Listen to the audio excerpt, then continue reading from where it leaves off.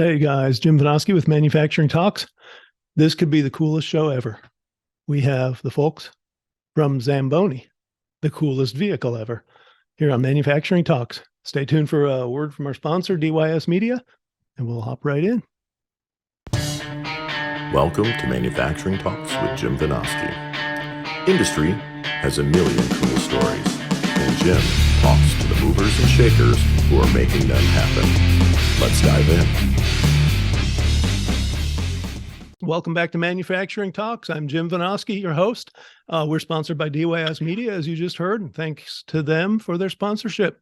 It is very cool to be joined today here on Manufacturing Talks by representative from the extremely cool Zamboni Company, Doug Peters. He is a regional sales manager with them, and he's going to tell us all about the company and what he does. Welcome, Doug.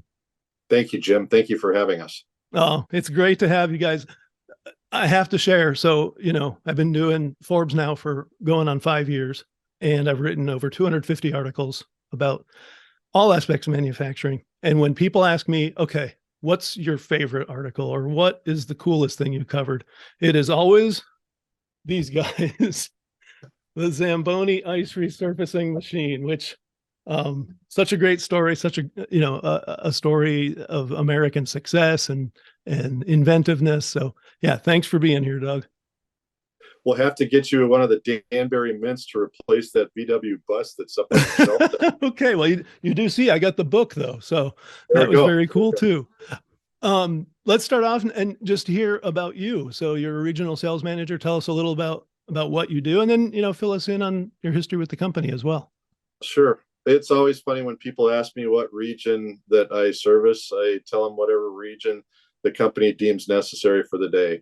I've been with the company since August of 1987, and prior to that, I worked for our distributor, R&R Specialties, which my father owned, and he got his start with the Zamboni Company years ago. Richard Zamboni's brother-in-law, Jim Davis, was the general manager of the company and approached my dad when he was working for the North Stars about coming on board as a distributor. And my dad said, that might be viewed as conflict of interest. So while he was with the North Stars, he turned it down.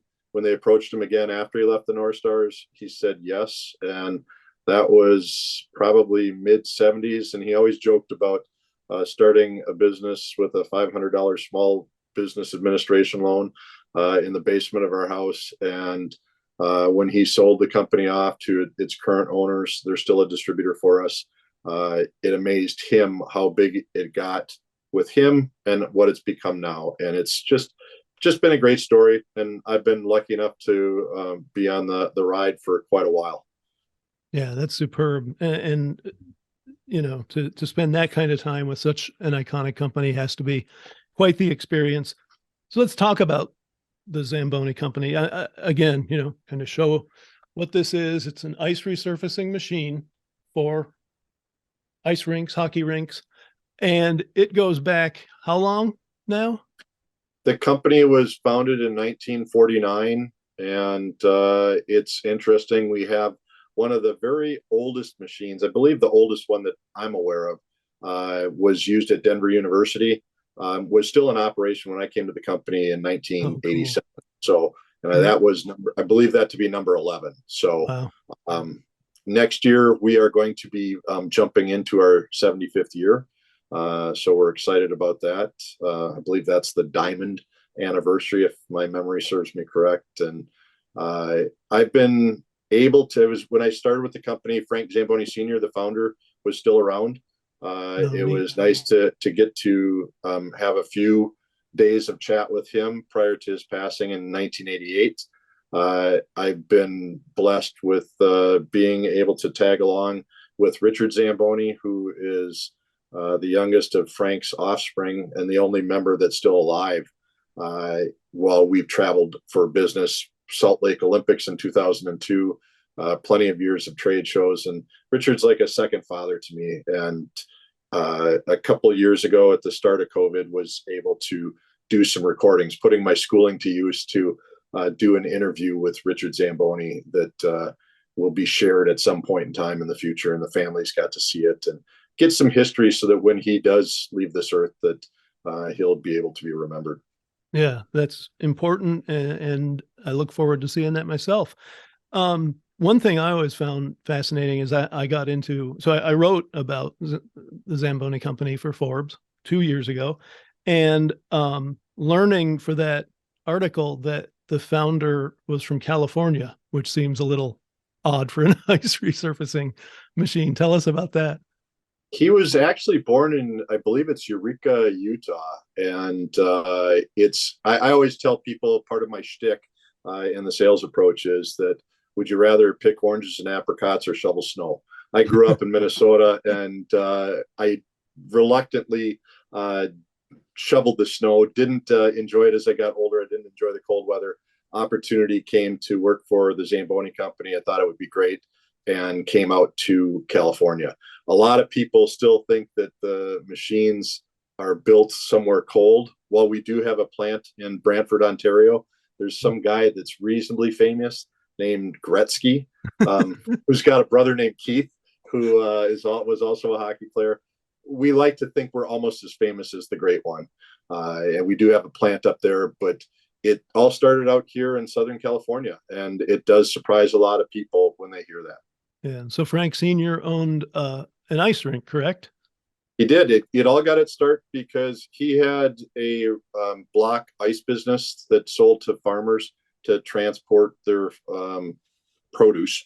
And he was smart enough to realize that with the advent of refrigeration, that he was probably not going to be needing to sell that many ice blocks. So he ended up taking that refrigeration plant and built an ice rink, and it started out as an outdoor ice rink. And unfortunately, my memory is not as good when it comes to when that rink actually got started, but it was pre-49 for the company. Mm-hmm. And he was also smart enough to understand that an outdoor rink in Southern California wasn't going to be the right way to go. So mm-hmm. It was outdoors, I believe, for about 5 months. And then when he saw the need to resurface the ice faster so that he could generate more revenue, he started tinkering around, and he developed the very first ice resurfacing machine, which is on display at the rink in Paramount, which the family just in the last year sold the rink to an organization that's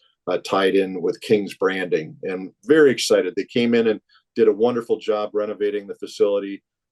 And maintained its character, and to see the grand reopening, to see the smile on Richard Zamboni's face with it was quite special.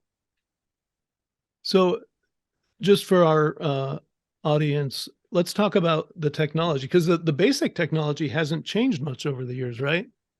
No, it hasn't. And his first machine was, he used oil derricks for the chassis. He had war surplus for the axles. The sides of the snow bin were wood. It didn't dump at that time. The top portion of the machine. He didn't develop a dumping machine until 1964 when the HD came out. But the concept has stayed the same. And it's one of those things, when you have something that works, don't mess with it. And I've asked a lot of questions of Richard Zamboni because he's our resident historian and goes back to when the machine was being developed. Well, how did you happen on this? And a lot of times the answer is dumb luck, or we tried it, it worked, so we didn't mess with it. And you basically, as you've got there, you've got a tractor and an implement. And the tractor is the part that pulls the conditioner, and the conditioner is the implement that does the work. So the basics are the front end's scraping the ice, putting it into the ice hopper, and then you're applying water to resurface the ice, right? Without giving any trade secrets away there. Oh yeah, it's known, and it's something that's available to, if people want to learn more, they can go on the internet and get it. But it's basically a stationary blade that looks like a giant razor blade. It shaves the ice. There's 2 conveyors that convey the snow into the dump tank of the machine. There's a washing system that's kept within the conditioner that washes the ice to clean out any debris that might be left behind that's not shaved up by the blade. And then behind the conditioner, there is the ice making water. And one of the technological advancements that we've come along with most recently is a computerized spray delivery of the water. So that the water going down is sprayed instead of gravity feed with a towel spreading it out. And you've foreseen my next question, which is if the basic technology hasn't changed, what are those kind of technological advances that you've made? So you mentioned the computerized application of the water. Are there some other big ones that you've seen over the years? Yeah, we've incorporated a product called Level Ice into our machine, where there's a laser system that is a laser mounted on a wall in the building, and there's a receiver on the machine, and the blade is adjusted up and down to determine, based on how thick they want the ice to be, to keep the ice level. The fast ice system is something that we acquired and have pushed it, and it's really taken off. We're seeing more and more facilities. It was originally thought that it was going to be for NHL and professional ice rink buildings, but now we're seeing the value in it in community rinks, where they're able to control the water that they put down, have it freeze faster and harder so it consumes less energy to keep that ice cold. So those things and everything that we're taking a look at with advancements to the machine, try to make it easier for the operator, and less maintenance involved in the machine, or longer intervals between maintenance cycles. Yeah. Well, another thing I found really interesting when I did the interviews for the article, because of course we're all, challenged by sustainability, was that Zamboni actually had an electric machine back in 1960, was it? Correct. At the Squaw Valley Olympic Games, that was the first venture into electric, and the rink there, I have a CD somewhere in the house. I'll eventually find it, maybe when I retire and start doing some cleaning, but it's the 1960 game between USA and Russia. Oh, and, yes. They had square corners in the rink there, and wow. That was very unique. And the machine that Frank was asked to develop was something to be able to resurface those corners. And that was the first venture. The first real production level electric machines were used in facilities, Ice Capade Chalet mall rinks, and those were in the 70s. And the last one of those, the 550, was produced, I believe, in right about the time I came to the company. And then in 1990, the 552 came out. There was an incident in Sweden that had to do with air quality, and they talked about at that time that no more fossil fuel powered machines would be able to be used in an enclosed rink. And we were smart enough to jump on the bandwagon, and the 552 is the most popular electric machine worldwide. And we're now, hard to fathom, but 33 years into the production of the 552. Yeah, it's amazing. Excellent. With that being said, what are you seeing now as kind of the current biggest challenges for the Zamboni Company?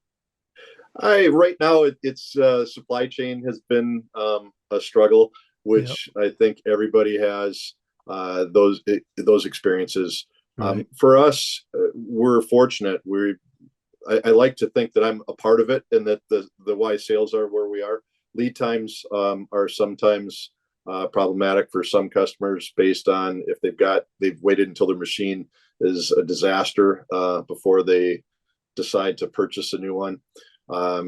Technologically, we're seeing the trend to electric, and in the world of automobiles, I tell people that what I first recall seeing as an electric was the Honda Insight, and we all know that probably wasn't the best venture down the road in an electric vehicle, but that was the technology at the time. Just like the 550 was our first venture into the electric. We're now we've gone to lithium ion batteries, which is a big game changer for rinks, in that they don't have to worry about the employees either overwatering or underwatering a battery. All they have to do is use the machine, charge it up, and then reuse it. Yep. So let's flip that on its head then. What are you seeing as the big opportunities as you look down, say the next 3 to 5 years? I would say that the trend is definitely going electric. We just got an order from an NHL team for 2 more electric AC 552s with lithium ion batteries. The Seattle Kraken, when they came into existence at Climate Pledge Arena, one of the things that they wanted to do to meet what they stated they were going to do, try to be a carbon neutral building, They went with electric. They were the first NHL team to go electric lithium ion. The Montreal Canadiens, and I apologize for not knowing this better, but the Montreal Canadiens have been using an electric machine for probably in the neighborhood of 10 to 15 years, and it could be longer that they've been going with electric. So I think the trend that we're going to see in NHL buildings, which will then trickle down to the community rinks, although in Minnesota, over 50% of the machines in use are a Zamboni electric machine because air quality laws there are so stringent. And the same thing, different marketplaces. Michigan hasn't quite adapted to it yet because it's the car capital of the world. But, Right. New England, Minnesota are mostly when people are buying machines, they're buying electric. Interesting. Yep. So one thing that I did find in discussing my article with folks after the fact was there are a lot of people out there who aren't even aware that Zamboni does have competitors. That's correct. And we have a young lady on our staff that makes sure that people, and she's trained me, I think, fairly well to make sure that it's a Zamboni machine.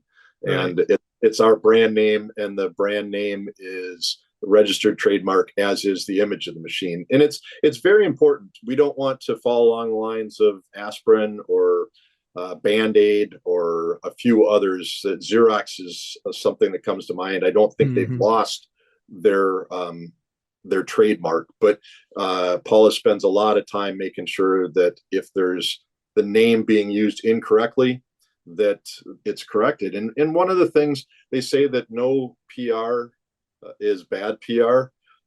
Sometimes we want to make sure that if there is a problem with a machine, like what happened at the Olympic Games in Vancouver, where it came out with the press saying, "Oh, the Zamboni broke down. They were using it generically." Right. It wasn't our product. We did end up getting machines trucked in to help save the day, but it was important, and it was also important to not take a swipe at the competition.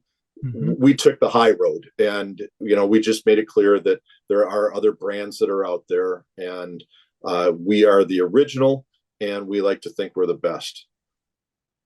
And you guys are worldwide now, right?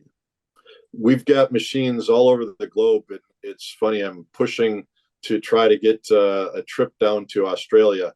We've sold 3 machines to Australia within the last 12 months, which I'm very excited about. That's a huge amount of machines to be going in 12 months, let alone 3 or 4 years. And it's now the NHL has decided that they're going to have 2 exhibition games down in Melbourne at the Rod Laver Stadium.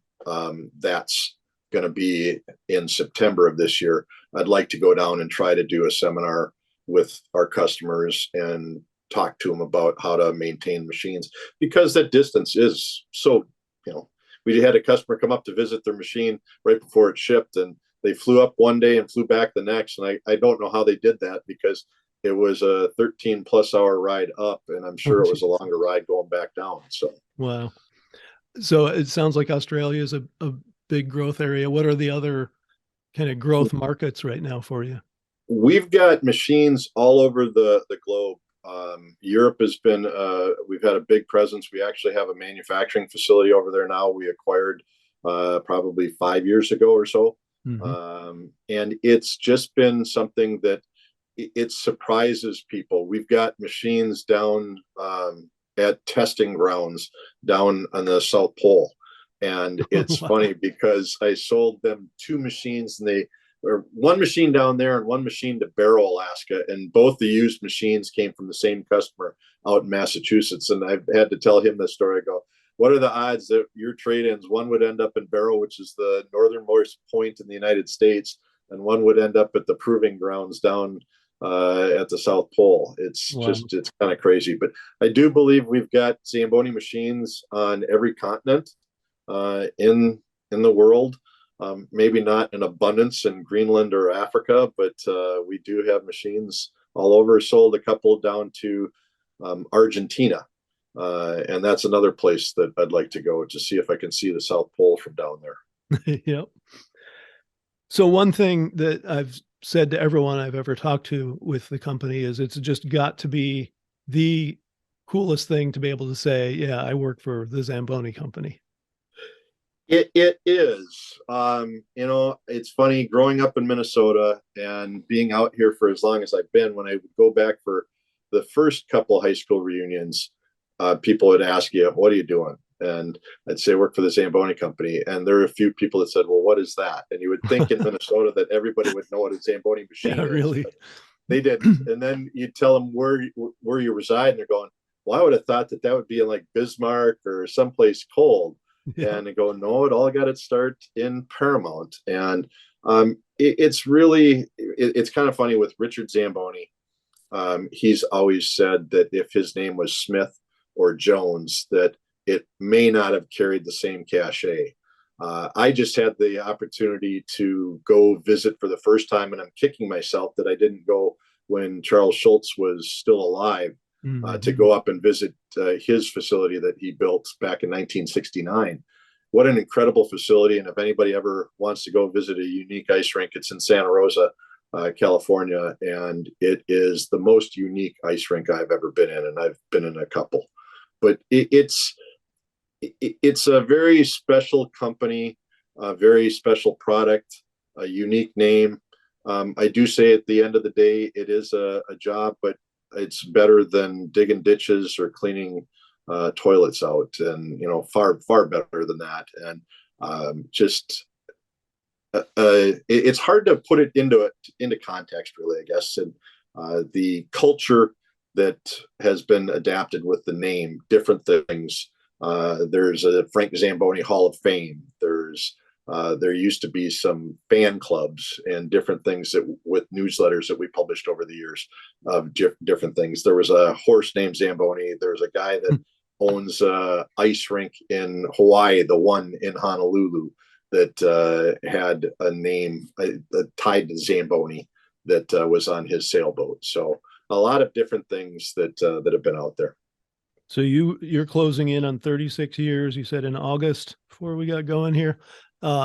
If you had to pick out the, number one coolest or best happening through your whole career, what would that be? I don't know if I could do one. I can tell you that there's been two places that I've been where the hair stood on up on the back of my neck. Uh-huh. That first one would be Lake Placid, where the greatest sports event in my lifetime happened. And Yep. It's nice to weave that in, and people within the company will not be disappointed that I didn't fail to get that brought up. But 1980 Olympics gold medal, I got when I was a kid. Mike Ramsey graduated with my sister from Minneapolis, wow. Roosevelt. I got to skate against him. I've been lucky enough to meet many of the guys from the 80 team, as well as many people from the 56 and 60 Olympic teams. That I held the 56 silver and the 60 gold medals in my hand from Dick Rodenheiser, who used to run the Framingham rink in Framingham, Mass. Number two would probably be walking into the old Boston Garden, getting to touch the parquet floor that Larry Bird and Kevin McHale and Robert Parrish and the like got to run up and down. And then probably the third one would be being at the Olympics in 2002, getting to see a bunch of different events, but catching a puck that somewhere in this household I have, that was the puck that was used to score the winning goal by Mike Modano against the Russians in the semifinal game. Unfortunately, they didn't win the goals against the Canadians, but it was quite a special experience. And it's traveling to China, traveling to Japan, traveling to Europe, and getting to see a lot of different things. I truly consider myself a blessed person, as well as getting to meet so many wonderful people in this industry. Those are pretty good answers.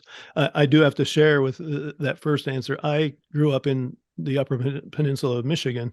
I did not play hockey. I've never been a hockey fan. And yet at some point, I don't know, 10 or 15 years ago, I was so inspired by that game, which I also remember when I was in high school in 1980. I now, for all those years since, not only watch on February 22nd every year that game against the Russians, then 2 days later, I also watch the one everyone forgot about where they had to actually win the gold medal against Finland. It's funny because I look back on it and I've got, my mind works a little bit differently. It's in talking to a friend of the family. He played on the 56 and 60 team, and I was disappointed that they didn't get to be part of the 2002 lighting of the cauldron. And he goes, Doug, you got to understand, you're not really normal. You're not a normal person when it comes to hockey. You are an extreme fan. And secondly, most people who watched in 2002, a lot of the people were no longer around that were watching or listening to the games then. And it was something. I can tell you exactly where I was on the Friday night when they beat the Russians, and I can tell you exactly where I was when they beat the Finns to get the gold medal. But I think the most important goal in that entire tournament was Bill Baker scoring to tie the Swedes 2-2. If he doesn't score that goal, maybe things turn out different because they lose the first game instead of tying it, and maybe the momentum doesn't keep going. But that, to me, if people ask, I would say that was the most important goal. You know, Mike Eruzione might argue with me, but I think that Billy Baker's goal was the most important to get him off on a good foot. So I have to ask you, if Tretiak stayed in, would we have beat him? You know, I think that it's one of those things that if they would have played 100 times, I think that the USA team would have been lucky to beat them twice, but it didn't really matter. All they had to do was beat them once. And I was lucky enough to have Herb Brooks as a hockey instructor. Lucky enough to have him when we ran into each other at LAX, he remembered who I was. He was a master psychologist, and he was the right person at the right time with the team. The Russians, I think, got full of themselves, and if you were going to beat them, that was when it was going to happen. And if you talk to the Russians now, the players, and there was an HBO show about it where they revisited it, and I think that that's a big regret for them. But I also know that they realized that they lost that joy that the USA team had at the end of that game, that it was, oh my gosh, we conquered the great and mighty. And that Russian team, I got to see them play during the time that they were the USSR or the CCP, whatever they had on their jerseys. They were an incredible team. And they would have won. They would have rivaled the Montreal Canadiens in winning cups if they would have played in the NHL with that dynasty. It's just spectacular. But one time, that's all it takes. Yep. Even as a very unknowledgeable hockey viewer, I can clearly see at the end of that game how the Americans had taken the Russians completely out of their game. Well, and they didn't know what to do. That was the thing that was amazing. And I think that either Ken Dryden or Al Michaels brought it up in the broadcast, saying they don't know what to do with the pulling of the goalie because they've never been in this situation where they've had to pull the goalie for an extra attacker. And it all led up to it. And God bless those guys. It was a great, that is something that will never, ever be able to be taken away from them. And it's unfortunate that we've already lost a couple of the players from that team as well as the coach. But what an experience for anybody that, and if they don't know about it, the young folks, you have to be 48 or older because at 48, you've been 5 years old to have a meaning. I've asked this of people I'm talking to younger folks, what's your first experience with the 80 Miracle? And they go, the movie, The Miracle. Yeah. Which is already old. Yes, exactly. Oh, well, but one of the very cool things of many cool things that you get to be involved in working for the Zamboni Company. Anything to share before we wrap up, Doug? I appreciate being included on this. If you take a look at Zamboni, there's all sorts of things, and I'm not going to turn it into an infomercial, but if people have fascination, please check out our website. There's also hats, shirts, and stuff that people so choose they can do that to carry on.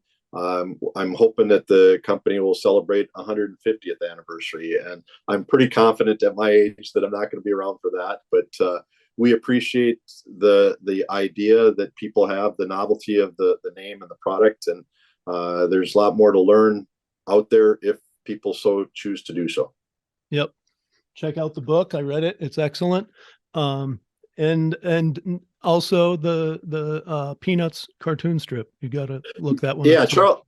Charles Schultz, he's a former Minnesotan as well, Yeah. and unfortunately he's not with us. But he runs a great big hockey tournament, so the arena does up there this summer, and that's going to have some significance. I can't remember what the number is, but that's going to be a big deal in July. It's a senior tournament, and we appreciate his fascination with the product, and that's been something that. When the Peanuts cartoon was on the front page, and I used to deliver the newspapers when I was a kid, when you would see that, you would just kind of go, "Wow, this is far-reaching." Because I visited his museum for the first time, and it was unbelievable how many followers he has. Far bigger, iconic name than we are, but he was kind enough to include us. Yep. And you were kind enough to join me today. I appreciate it. It was great chatting with you, and thank you. Thank you very much. We appreciate your fascination and look forward to hearing more from you about this. Yeah, and thanks to all my viewers and listeners. Join us every Tuesday. Can't promise every story is going to be as cool as the Zamboni Company, but they're going to be cool. Thanks again. Thanks for tuning in to Manufacturing Talks with Jim Vanoski. Watch for new episodes dropping every Tuesday. Don't forget to like, share, comment, and subscribe.